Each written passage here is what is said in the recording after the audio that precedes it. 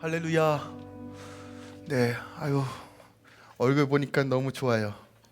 네, 어, 여러분 걱정하지 마세요. 하나님께서 다 치유하시고 회복하실 것입니다. 그리고 이 또한 지나갈 것입니다. 그러니까 여러분, 김치도 익어야 되는 것처럼 하나님께서 이 각자의 시즌마다 하나님께서 허락해 주신 것이니까 걱정하지 마시고 우리 주님 의지하면서 함께 믿음으로 걸어가기 원합니다. 오늘은 요한복음 5장 말씀 함께 나누기 원합니다. 요한복음 5장 1절부터 15절까지예요. 요한복음 5장 1절부터 15절까지입니다. 우리 함께 조금 봉독해 올릴까요? 좀 길지만 함께 하나님 말씀 선포하며 함께 봉독해 올리기 원합니다. 시작. 그 후에 유대인의 명절이 되어 예수께서 예루살렘에 올라가시니라. 예루살렘에 있는 양문 곁에 히브리 말로 베데스다라 하는 못이 있는데 거기 행각 5이 있고 그 안에 많은 병자, 맹인, 자리 저는 사람, 혈기 많은 사람들이 누워 물의 움직임을 기다리니 이는 천사가 가끔 못에 내려와 물을 움직이게 하는데 움직인 후에 먼저 들어가는 자는 어떤 병에 걸렸든지 낫게 됨이더라. 거기 38해 된 병자가 있더라. 예수께서 그 누운 것을 보시고 병이 벌써 오래된 줄 아시고 이르시되 내가 낫고자 하느냐. 병자가 대답하되 주여 물이 움직일 때 나를 못에 넣어주는 사람이 없어 내가 가는 동안에 다른 사람이 먼저 내려가나이다. 예수께서 이르시되 일어나 내 자리를 들고 걸어가라 하시니 그 사람이 곧 나아서 자리를 들고 걸어가니라. 이날은 안식일이니 유대인들이 병 나은 사람에게 이르되 안식일인데 내가 자리를 들고 가는 것이 옳지 아니하니라. 대답하되 나를 낫게 한 그가 자리를 들고 걸어가라 하더라 하니 그들이 묻되 너에게 자리를 들고 걸어가라 한 사람이 누구냐 하되 고침을 받은 사람은 그가 누구인지 알지 못하니 이는 거기 사람이 많음으로 예수께서 이미 피하셨습니다. 그 후에 예수께서 성전에서 그 사람을 만나 이르시되 보라 내가 나았으니 더 심한 것이 생기지 않게 다시는 죄를 범하지 말라 하시니 그 사람이 유대인들에게 가서 자기를 고치니는 예수라 하니라. 아멘. 하나님의 말씀입니다. 저는 치열한 삶 속에 참된 안식이 무엇인가를 조금 이 주제를 가지고 좀 말씀을 같이 나누기 원해요. 오늘날 우리가 살고 있는 이 시대를 좀 분석해 보면 참 치열합니다. 먹고 사는 문제부터 시작해가지고 교육, 살아가는 방식, 관계를 맺는 방식이 너무너무나 치열한 시대에 살고 있어요.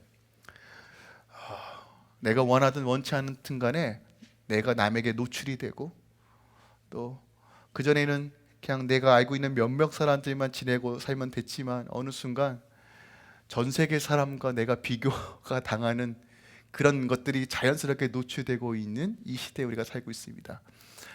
과학의 발달로 인하여 우리가 누군가의 관계를 맺고 누구와 사귐을 이루는 방식이 참 많이 다양해졌어요.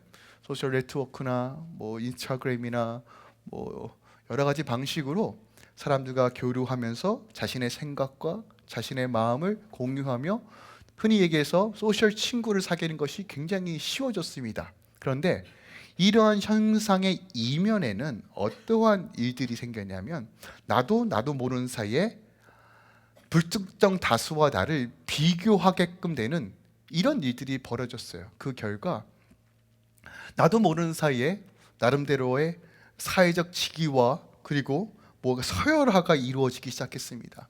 여러분 우리 아이들 특히 청년들이 요즘 인스타그램, 페이스북도 안 하더라고요. 좀 인스타그램이나 틱톡 같은 거 하는데 그런 거 보시면 가장 많이 보이는 게 뭔지 아십니까? 음식 사진이에요. 정말 맛스럽고 정말 비싸 보이는 음식들로 가득 차 있습니다. 그 다음에 옷, 어디 갔다, 인증샷 이렇게 찍은단 말이에요. 네, 그런 사진들을 보면서 어떤 마음이 드냐면 그런 거예요. 와, 좋겠다. 먹음직스럽다. 이런 생각 들어야 안 들어요? 들죠. 그죠? 페이스북에 누가 한국 가서 뭐 소갈비를 막 이렇게 구워 먹는 거 보면요. 난 이거 안 먹고 싶어 하는 사람이 누가 있어요? 어머 저 마블링 봐. 그죠? 그러면서 현실은 김치와 밥을 먹고 있는 자신의 모습을 보면서 좀 그렇잖아요. 그죠? 원하든 원치 않든 간에 어느 순간 내 삶과 비교가 되고 그 비교를 통해서 나도 모르는 사이에 현실적으로 난 이것을 누리지 못하네. 난 왜 그럴까라는 좌절과 허무함이 찾아와요. 소셜네트워크를 보면 마치 이런 것 같아요. 이렇게 살고 이런 음식을 먹고 이런 차를 사고 이런 곳에 가는 것이 당연히 우리가 누려야 될 삶의 질입니다라고 얘기를 해요. 그죠? 아무리 눈 씻고 봐도 자기가 망가지고, 물론 재미로 하는 사람도 있지만 뭐 자기가 약점, 자신의 수치 이런 거 인스타그램이나 소셜네트워크에 공개하는 사람 별로 없어요. 좋은 것만, 좋은 것만.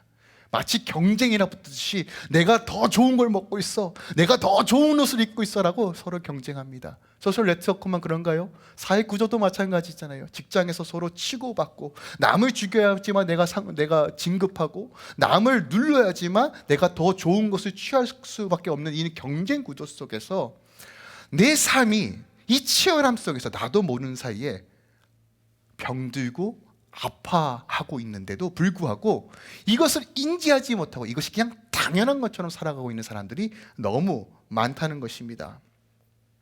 저는 그래서 오늘날 우리가 살고 있는 시대는 상실과 열등감의 시대라고 좀 평가하고 싶어요. 공허함만 있고, 거짓으로 자신을 꾸미고 포장하고 이중적 삶을 사는 것이 당연한 거야. 이런 모습도 있고 이런 모습도 있어. 근데 이것은 교회 안에서도 동일하잖아요.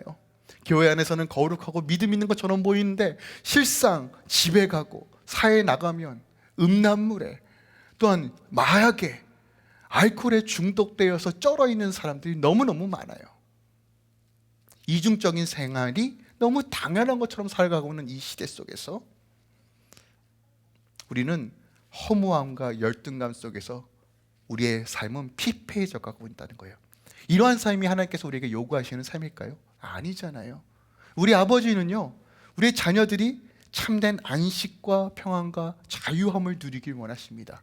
이 땅에서 치열한, 정말 어떻게 보면 지옥과 같은 이 시대, 눈 씻고 찾아봐도 어디에도 안식이 없을 것 같은 이 시대 속에서 하나님은 그의 자녀들에게 하나님 나라와 기쁨으로 살도록 인도해 주시길 원하십니다. 그런데 중요한 것은 우리가 인지하고 우리가 하나님의 방식으로 살아갈 필요가 있다는 거예요. 오늘 그 방식이 오늘 본문에 담겨져 있습니다. 오늘 본문은 굉장히 유명한 본문이에요. 베데스다 연못에 있었던 사건입니다. 신앙생활을 조금만 하더라도 이 본문의 말씀은 아마 수도 없이 들었을 거예요. 오늘 본문에 38년 된 병자가 나와요. 인생의 대부분을 아마 이곳에서 있었던 것 같아요. 수많은 경쟁 속에서 기대감보다는 절망과 현실과 열등감에 사로잡히고 스스로를 실패자와 낙오자라고 칭해버리며 남 탓만 하고 푸념만 하는 한 사람이 나옵니다. 그런데 오늘 주님께서 이 사람을 주목하셨고 그의 육체뿐만이 아니라 마음과 그리고 영원한 생명까지 허락해 주시는 장면이 요한복음 5장에 나와요. 우리가 이 본문 말씀을 통해서 치열한 우리 삶 가운데서 참된 안식은 어떻게 누릴 수 있는가? 오늘 우리에게 다가오시는 예수님은 어떤 분인가를 한 번 더 살펴보기 원합니다. 요한복음에는 총 7번의 기적이 나와요. 그리고 7번의 자기 계시, 자기를 소개하는 말씀이 나옵니다. 특히 요한복음의 특징은요, 이 7번의 기적을 통해서 보여주시는 예수님을 분석을 하면 우리가 믿는 예수님이 어떤 분이신가 정말 분명하게 보이는 것이 특징적입니다. 또한 요한복음의 특징은 무엇이냐면 마태, 마가, 누가는 어떻게 보면 시간 순서대로 쓰여진 것들이 좀 많아요. 하지만 요한복음은 시간 순서대로 쓰여진 부분도 있지만 대부분 당시 예루살렘의 절기를 중심으로 쓰여진 책이에요. 그러니까 절기를 중심으로 절기에서 일어난 사건들을 기반으로 쓰여진 책이 요한복음입니다. 그래서 우리가 오늘 특별하게 1절에 이렇게 시작하는 것은 그 후에 유대인의 명절이 되어 예수께서 예루살렘에 올라가셨다라고 기록하고 있습니다.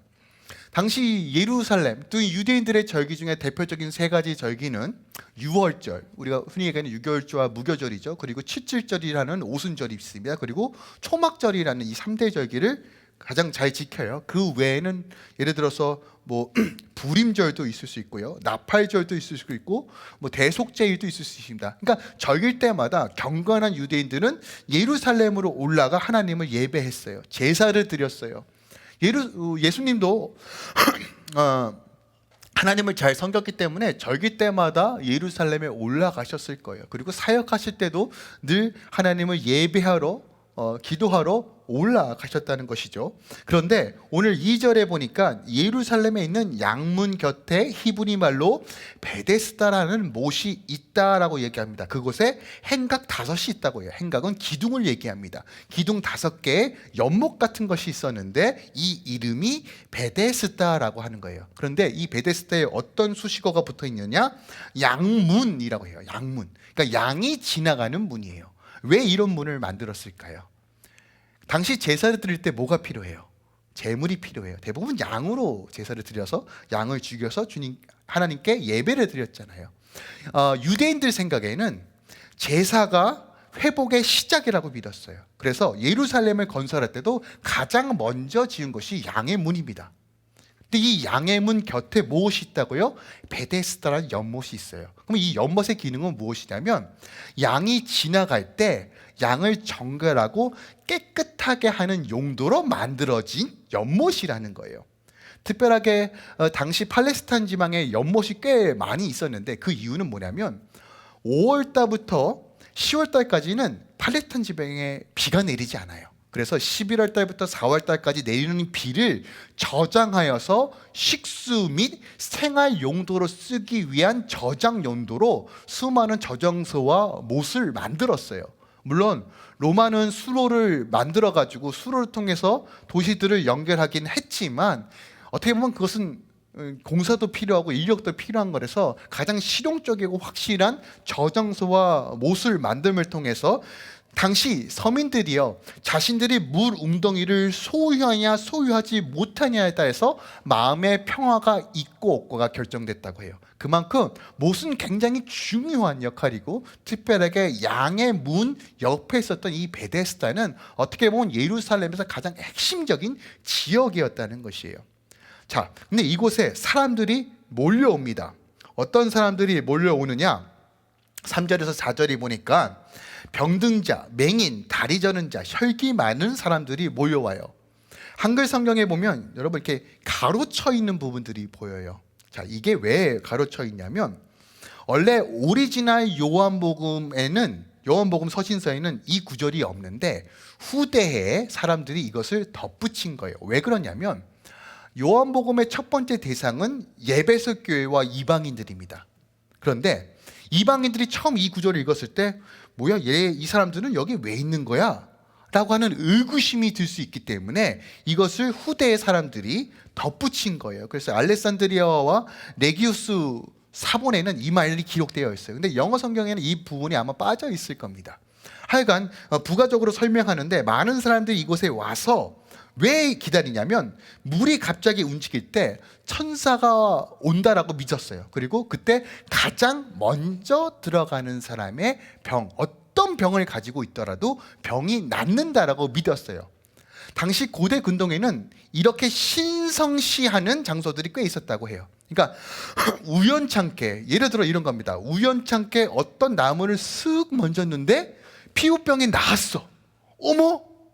이게 무슨 일이야? 그러면 이때부터 이 나무는 신성한 나무가 되는 거예요. 굉장히 샤머니스적이고 미신적인 것이죠. 당시 유대인들이 여호와 하나님을 믿었음에도 불구하고 이런 미신적인 신앙에 빠져 있어요. 이것이 우리의 연약함이죠. 베데스다라는 이 연못의 이름은 궁율의 집, 자비의 장소라는 뜻을 가지고 있어요. 그런데 현실은 이 장소가 어떤 장소입니까? 세상 끝, 절망 가운데 있고 아무도 도와줄 것 없는 소망이 전혀 없어서 어떻게든 살아보려고 어떻게든 고침을 받기 위하여 수많은 병자들로 인사인파가 되어 있는 장소가 바로 이 베데스다 연못이었다는 거예요. 사람이 언제 가장 절망적일까요, 여러분? 만약에 우리가 몸이 아파요. 몸이 아파도 누군가가 간호해 줄 사람이 있거나 손잡아 줄 사람이 있으면 그래도 덜 절망적이에요. 왜요? 아픔은 나누면 줄잖아요.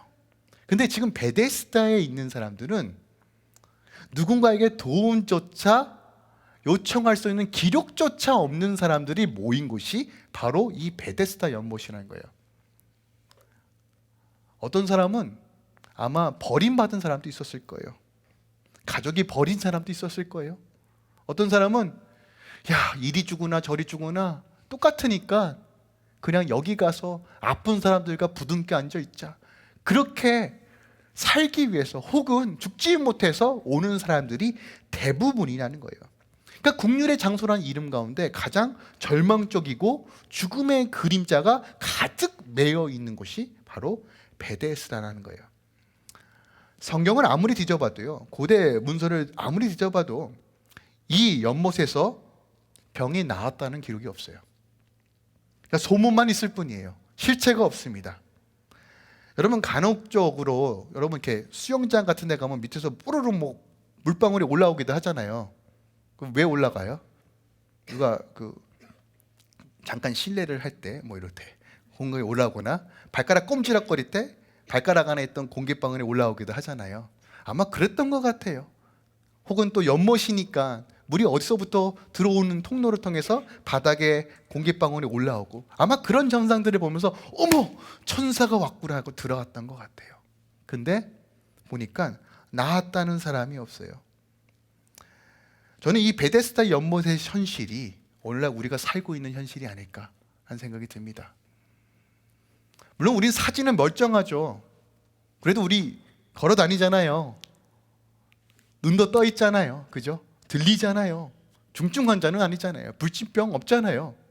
근데 저는 이렇게 생각합니다. 오늘날 현대인들이 마음의 병이 육신의 병보다 더 깊은 분들이 너무 많아요.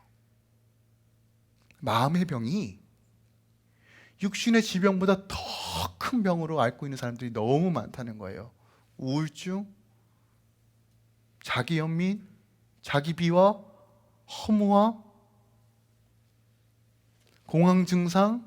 여러분, 공황이라는 그 병이 국민병이 돼버렸어요. 연예인병이 아니라. 얼마나 스트레스 가운데 사는지 사람들이. 화병에 못 이겨서 하루에도 수십 번씩 죽으려고 하는 이런 우울증 가운데 사는 사람들이 너무 많아요. 이것은 어른들의 문제도 아닙니다. 심지어 요즘 초등학생들도 공황 증상이 있대요. 스트레스 때문에, 학업에 대한 스트레스. 아니 그 아이들이 무슨 학업에 스트레스가 있어요. 밤새도록 학원 다니고 공부하고. 한국 교육이 아주 그냥 대단합니다. 그런데 애는 안 나요. 이런 현실 속에 우리가 살고 있다고요. 직장에 가도 똑같죠. 나만 손해보는 것 같고, 나만 우라 터지고, 만나는 사람마다 인정해 주지 않는 것 같고, 내가 이렇게 베푼데도 돌아오는 거 하나도 없고, 이런 치열한 감정 싸움과 감정의 에너지가 소비되어서 지치고. 그런데 어디서 해소할 데는 없고, 그러니까 자꾸 찾는 거예요. SNS를 통해서 어머 저 사진 봐, 저 음식 봐, 저 가방 봐. 마치 헛된 소망이 나를 구원해 줄 것처럼, 헛된 소망이 나를 안식을 줄 것처럼 우리는 그렇게 살아가는 거 아닙니까? 그러면서 스스로를 포장하고 또 포장하고, 속은 문드러져서 병들어 죽어가고 있는데 그것조차 인지하지 못하고 내가 병들었는지조차를 모르면서 살아가는 이 시대가 바로 이 베데스다 연못에 있는 사람들과 무엇이 다릅니까? 이들의 문제는 실체가 없는 헛된 소문을 믿고, 그리고 이것이 나를 안식해 줄 거라고 바라봤다는 것이에요. 그것을 향해 모든 에너지와 열정을 쏟아 부었다는 것이에요. 1등만 살아남는 이 시대. 여러분 좋은 말로 괜찮아, 노력도 돼, 과정도 중요해 라고 말하지만, 여러분 실질적으로 여러분 세상 다 뒤집어 보세요. 뛰어나고 탑인 사람만 인정받아요. 결국은 그렇게 이 세상이 조종되어 있어요. 그리고 마치 그런 위치와 그런 자격을 얻지 못하면 여전히 실패자고 낙오자라는 현실의 꼬리표를 붙이고, 그리고 부추기고, 그러면서 서로의 높은 기준을 향해 나아가지 않으면 다 낙오자다 라고 포장하고 광고한다고요. 하다 요즘 사람들이 로또, 코인, 주식에 미쳐있는 이유가 뭡니까? 한방 인생, 내가 한방에 역전하겠다, 이런 심리, 이런 마음. 베데스다에 있는 사람과 우리가 뭐가 다르냐는 거예요. 똑같다는 것이에요. 당시 이곳에는 38년 동안 그 자리를 지키고 있는 한 병자가 나옵니다. 38년 시간 결코 작은 시간 아니잖아요. 그죠? 아마 인생의 대부분이 여기 있었을 것 같아요. 아마도 이 장소의 가장 최고의 고참일 수도 있어요. 38년. 야, 38년 동안 죽지 못해 사는 거, 남의 도움 없이 그 자리에서 그냥 주저앉고 동냥하며 사는 거. 어떻게 보면 이 사람은요 누군가 나를 이끌어서 치료해주면 좋겠다는 소망도 분명히 있겠지만 이 38년 동안 이런 생각을 하지 않았을까요? 어차피 나는 누군가 도와주면 없으면 들어가지 못하는데 거기서 누가 도와줍니까? 아무도 안 도와주잖아요. 그러니까 그냥 여기서 사람들이 오는 그 돈이나 동량 받으면서 그냥 먹을 것만 먹으면서 살아가보자, 이렇게 자포자기하는 삶을 살고 있지 않았을까요? 그냥 이것밖에 안 되는구나. 비교해보면, 남들과 비교해보면 즉 그 부리 안에서도 서로 서열이 있지 않았을까요? 야, 쟤는 그래도 걷기라도 하네. 야, 쟤는 그래도 보기라도 하네. 서로 비교하면서 내가 더 우월해, 내가 먼저 들어갈 거야, 이렇게 치고받고, 어떻게 보면 다 똑같은 병자인데도 불구하고 그 나름대로 좀 도찐개찐으로 치고받고 싸우지 않았을까요? 오늘날 우리가 살고 있는 이 세상처럼요. 그런데 그때 주님께서 이 38년 된 병자를 주목하세요. 주님께서 베데스다 연마에 오시면서 둘러보시지 않았을까요? 이 암울한, 이 절망 가운데 이 그늘져 있는 이 국률의 장소라는 이름에 붙여진 이곳에 와오셔서 둘러보시면서 이 38년 된 병자를 주목하십니다. 본문에 보니까 예수님께서 이렇게 말씀하세요. 6절에 보니까 병이 벌써 오랜 줄 아시고, 그러니까 이 사람의 상태를 아신 거예요. 이 사람의 절망의 끝에서 서 있다는 것을 발견하셨어요. 그리고 그에게 찾아가십니다. 그리고 주님이 물으세요. 네가 낫고자 하느냐? 여러분, 이 상황이 얼마나 웃긴 상황인지 아십니까? 여러분, 그곳에 있는 사람 중에 낫고 싶지 않다라고 말할 수 있는 사람이 있어요? 다 낫고 싶어서 거기 온 거잖아요. 근데 주님이 물으시는 거예요. 근데 이 사람이 얼마나 병들었냐면 보세요. 7절에 보니까 이렇게 말해요. 병자가 대답하되 주여, 물이 움직일 때 나를 못에 넣어준 사람이 없어 내가 가는 동안에 다른 사람이 먼저 내려가나이다. 외로움, 고독, 열등감, 자기 비하, 우울, 상실감 다 담겨 있지 않습니까? 얼마나 좌절감이 있을까요? 말 속에 서로 짓밟고 이겨야만 자신의 목표를 달성할 수 있는 지금 이 시대의 경쟁 속에서 언제 낙오될지 모르는 불안감과 서로를 견제하며 외롭게 살아가는 우리의 모습이 보이지 않습니까? 마치 현실을 인지하고 자신의 고침을 받는다는 소망은 스스로 꺾어버리고 아픈 현실을 넋두리라도 하는 것처럼 그렇게 푸념하면서 이야기하고 있는 이 모습이 우리의 모습은 아닙니까? 근데 그때 주님께서 말씀하세요. 뭐라고 말씀하시냐면 예수께서 이르시되 8절이에요. 일어나 내 자리를 들고 걸어가라. 놀라운 말씀이에요. 보통 우리가 기적을 바랄 때 간구하는 사람의 믿음을 보시고 대부분 기적을 행하셨어요. 그죠? 근데 이 장면은 굉장히 독특합니다. 이 38년 된 병자가 어느 정도의 믿음이 있었는지 우리는 확인할 방법이 없어요. 어떻게 보면 믿음이 전혀 없는 모습이에요. 그럼에도 불구하고 주님은 이 사람을 지금 치유하여 주시고 계십니다. 왜 그러셨을까요? 우리가 좀 질문을 던져야 돼요. 우리 주님은요, 내 스스로가 믿음이 발동될 수 없는 그 순간까지도 찾아오셔서 우리를 건져내시는 분이라는 거예요. 내 믿음이 바닥을 치고 보이지 않는 그 순간까지, 그 절망의 그 순간에서 모든 것을 포기하고 좌절하는 그 순간에서도 찾아오셔서 우리의 손을 일으켜 세우시는 분이 우리 예수님이라는 거예요. 그 절대자 하나님께서 우리를 보고 계신다는 거예요. 근데 우리는 자꾸 우리 스스로를 봅니다. 나는 안 돼, 나는 포기야, 난 낙오자야, 나는 도저히 회복될 수 없어. 내 상처를 주님이 아시면 그렇게 말할 수 있어? 따지기도 하고요, 도망가기도 하고요, 부정하기도 하고요. 근데 그 순간에 주님이 일어나 걸어라 라고 말씀하시는 거예요. 그게 우리 예수님이에요. 이 사랑을 깨닫는다면 우리는 다시 일어날 수 있다는 거예요. 뜻밖의 상황에 치유함을 받은 이 사람이 일어나 자리가 가지고 있는 그 자리를 들고 걸어갑니다. 근데 보세요. 이 날이 안식일이라고 기록하고 있어요. 안식일. 안식일이라는 말을 좀 기억하길 원합니다. 안식일이 뭐 하는 날입니까? 쉬는 날이에요. 하나님께서 우리에게 쉬는 날, 평안과 안식을 허락해 주신 날입니다.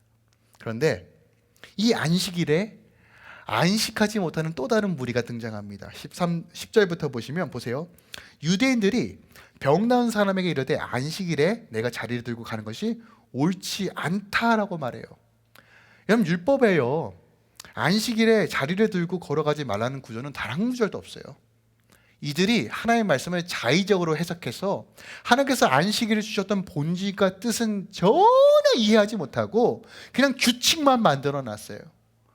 장로들의 규칙에 의해서 안식일에는 요만큼만 걸어가야 돼, 구덩이에 사람이 빠지면 구해줘야 돼, 말아야 돼, 이런 것들, 구덩이에 소가 빠지면 이건 하루 지나도록 놔둬야 돼, 뭐 이런 법들을 지들이 만들었다는 거예요. 하루에 걸어갈 수 있는 거리는 5km까지야, 10km 걸어가면 안 돼, 이런 것을 안식일을 지키는 것이라고 규정을 만들었어요. 사람의 생명보다 규정을 만들어서 지키는 것을 목숨을 걸었다는 거예요. 그러니까 누군가를 치료하는 것 자체를 일이라고 생각했다고요. 일에 매여서 일의 행함을 통해서 하나님께서 주신 그 안식일에 오히려 스스로 올무를 매고 억압을 하고 속박을 하고 있는 유대인들의 모습을 보게 됩니다. 자, 요한은요, 베데스다에 모여있는 이 병자들과 함께 주님께서 주신 참된 안식을 누리지 못하고 율법에 속박해서 행함을 통해서 스스로를 구원하려고 안식을 찾으려고 하는 이 유대인들과 동일선상에서 보여주시고 계시는 거예요. 이들이 안식을 누리지 못하는 이유는 무엇이냐면 헛된 소망을 향한 열심 때문이라는 거예요. 다시 말씀드립니다.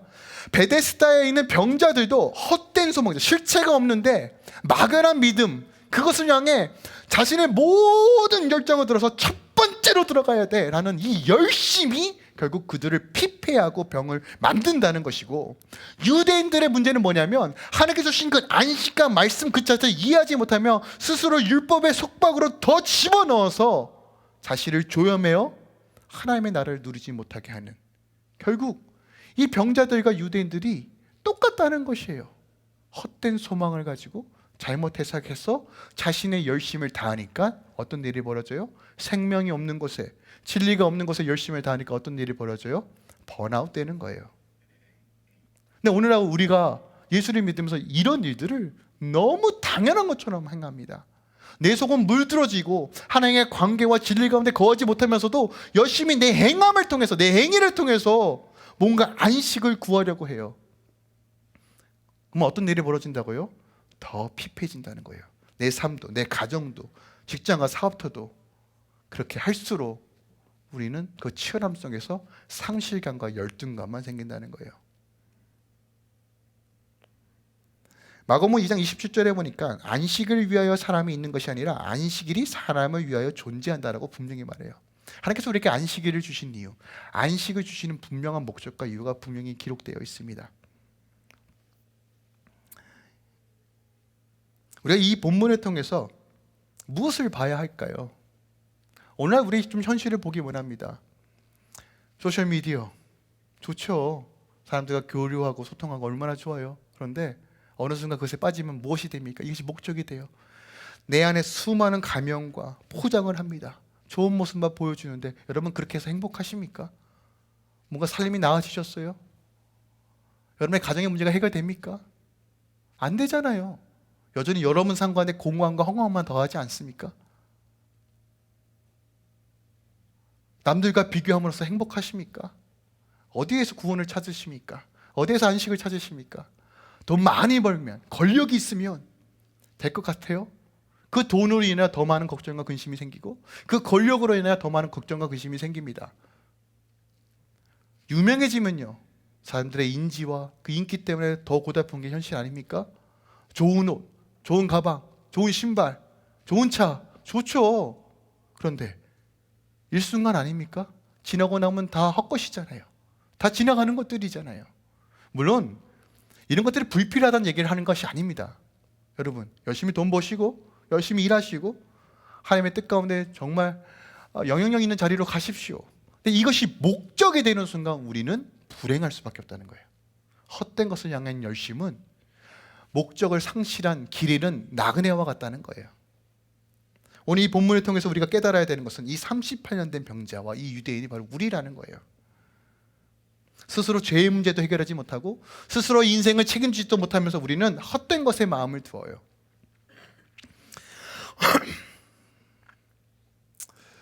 여러분, 열등감에 시달리면 자꾸 남 탓을 해요.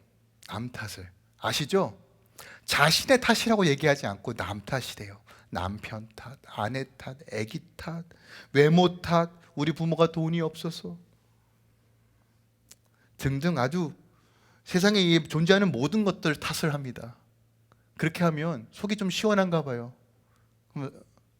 여러분, 하나님께서 이런 삶 우리에게 요구하시는 거 아니에요. 하나님께서 주시고 싶어하는 건 참된 안식입니다. 자, 그러면 이 참된 안식을 누릴 수 있는 방법을 알아야 돼요. 오늘 예수님께서 이 38년 된 병자에게 찾아가셔서 뭐라고 물으세요? 네가 낫고자 하느냐? 라고 물어요. 이 질문이 되게 뻔하고 기가 막힌 질문이잖아요. 그런데 이 질문을 왜 하셨을까요? 그곳에 병자들 투성인데 낫고자 하는 사람 마음에 없는 사람이 단 하나도 없을 텐데 왜 이걸 물으실까요? 정말 네 마음 깊은 곳에 낫고 싶어하니? 묻는 거예요. 너 정말 간절하니? 자, 이 질문을 주님께서 우리에게 말씀하시는 거예요. 사랑하는 내 아들, 딸다, 너희 낫고자 하니? 무슨 말입니까? 정말 예수로 인하여 너희가 회복하길 원하니? 라고 묻는 거예요. 남이 원해서 원하는 거 말고, 남이 갖고 싶어서 갖는 거 말고, 그냥 막연한 헛된 소망이 구원해 줄 거라는 그런 막연한 믿음이 아니라 정말 예수뿐이면 내가 낫겠습니다라는 그 믿음이 있냐라고 묻는 거예요. 그런 간절한 소망이 있냐고 묻는 거예요. 근데 우리는 38년 된 병자들처럼 그냥 막연해요. 하나님께서 알아서 해주시겠지. 하나님께서 이 문제 알아서 해주시겠지. 간절하지 않아요. 주님을 찾지 않아요. 그러면서 은혜로다. 왜 그 은혜는 거기다 붙이냐고요. 뭐가 은혜입니까? 찾아야죠. 간절히 부르죠. 내 내면 깊은 곳에서 절규하셔야죠. 하나님만이 구원이십니다. 이 재정의 문제 하나님께 옮겨드립니다. 이 질병의 문제 하나님께 옮겨드립니다. 하나님 간절합니다. 내가 주님 낫기 원합니다. 그런데 우리는 남다, 핑계다, 이것다, 저것다. 우리에게 묻고 계시는 거예요. 너 정말 낫기 원하니? 근데 우리의 수많은 무너짐과 마음의 병들이 이것을 보지 못해요. 아무도 나았다는 것이 밝혀지지 않고 실체가 없는데 이것을 떠나지 못하는 사람들처럼 우리도 그렇게 마치 나를 구원해 줄 것 같은 막연한 돈, 명예, 권력, 인기, 자녀의 잘됨, 이 헛된 소망으로 여전히 안식을 구하는 것이 있진 않은가? 우리 내면을 좀 돌이켜 봐야 합니다. 주님께서 묻고 계세요. 낫고 싶니? 나로 충분하니? 여러분 낫고 싶으세요? 여러분 그 상황 가운데서 회복하길 원하십니까? 정말 예수로 인하여 회복하길 원하세요? 그럼 바라보셔야 돼요. 간절하셔야 돼요. 주님께서 이 38년 된 병자에게 명령하십니다. 일어나 내 자리에 들고 걸어가라. 우리가 주목해야 될 단어가 바로 여기서 일어나라라는 단어예요. 에게이로라는 이 단어를 사용하는데 이 단어는 그냥 일으켜 세우다라는 의미가 아니라 부활을 의미하는 단어예요. 부활을 의미하는 단어예요. 그러면 주님께서 무슨 의도로 말씀하셨어요? 부활의 권세로 일어나라예요. 주님께서 우리에게 명하십니다. 사랑하는 내 아들, 딸들아, 일어나라. 내가 죽음을 이겼다. 내가 사망 권세 이겼다. 내가 저주의 사슬을 끊었다. 육체의 질병은 내가 치유하였다. 너는 존귀한 자다. 하나님의 자녀들이다. 일어나라. 내가 너를 새롭게 할 것이다. 주님께서 우리에게 명하고 계십니다. 무너지는 그 사업 가운데, 환경 가운데, 깨어진 그 관계 가운데 나조차 나를 회복할 수 없는 그 마음의 상태 속에서도 주님은 뭐라고 말씀하시냐면 내가 부활의 권세로 내가 이거 명한다. 일어나라. 그리고 가라. 부활을 살아내라. 그게 주님의 마음입니다. 이 여러분, 이거 붙들면 우리 이 치열한 삶에서 안식을 누릴 수 있습니다. 근데 하나님께서, 주님께서 한 가지 조건을 더 드세요. 14절 15절이에요. 보세요. 예수께서 성전에서 그 사람을 만나 이르실 때 보라 내가 나았으니 더 심한 것이 생기지 않게 다시는 죄를 범하지 말라라고 말해요. 모든 죄가 질병과 연관되어 있다라고 말할 수 없어요. 하지만 그렇다고 죄 때문에 질병이 생긴다라고도 말할 수 있어요. 그죠? 이건 오직 주님만 아시는 거죠. 그런데 오늘 보세요. 육체적인 그리고 정신적인 마음의 질병을 치유하신 후에 주님께서 우리에게 요구하시는 거예요. 안식을 누리는 삶을 유지하고 이 땅 가운데 하나님 나라를 누리게 하는 사람은 뭐예요? 죄를 범하지 말라는 거예요. 무슨 말입니까? 거룩한 삶을 계속 지켜 행하라는 거예요. 여러분, 구원받았다고 하나님 다 해결해 주신다고 이런 배짱 같은 삶이 어디 있습니까? 우리가 하나님을 찾고 말씀에 순종하고 성령의 도우심을 구하고 내 안에 하나님의 말씀을 풀어내는 거, 이런 애씀과 이런 발버둥이 있어야 되지 않겠습니까? 여전히 우린 죄인입니다. 예수 그리스도의 십자가 없이는 의로움을 받을 수도 없어요. 무슨 말입니까? 날마다 주님 바라보라는 거예요. 주님 의지하라는 거예요. 헛된 것에 소망 두지 말고 끊임없이 의도를 들어 몸을 쳐 간절히 하나님 바라보라는 거예요. 이곳에서 성전에서 만났어요. 자, 이 성전, 예전에 이 38년 된 병자가 성전에 왔었던 이유가 뭐예요? 이 자리에 머물렀던, 베데스다 연못에 머물렀던 뭐예요? 구걸하고 죽지 못해서 살기 때문에 이 자리에 왔어요. 근데 지금 성전에 온 이유가 뭐예요? 치유된 몸을 가지고 하나님을 예배하러 온 거예요. 근데 하나님께서, 예수님께서 다시 한번 말씀하시는 거예요. 너 참 잘하였다. 그런데 기억할 것은 죄 짓지 말아라. 그래야지만 영생이 있다라고 말하는 거예요. 여러분, 2022년에 여러분 삶에 좀 도전을 주기 원합니다. 하나님과의 관계도 회복하시고 이 땅에서의 관계도 회복하시기 바랍니다. 죄는 회개하시고 이 땅에 필요한 부분에 용서를 구하시고 하늘의 문을 여시고 하나님의 참된 안식을 누리며 사시길 부탁드립니다. 헛된 것에 소망 두지 마세요. 제발 부탁드립니다. 헛된 것에 마음을 두지 마세요. 헛된 것에 마음에 두면 주요하고 간절히 찾고 주님께 나아가세요. 먼저 그의 나라 의를 구하고 하나님 바라볼 때 하나님께서 더함의 은혜를 주십니다. 이 법칙을 기억하시고 우리가 주님과 씨름하시며 기도로 나아갑시다. 그때 하나님께서 우리 삶 가운데 참된 안식을 허락하여 주실 것입니다. 할렐루야.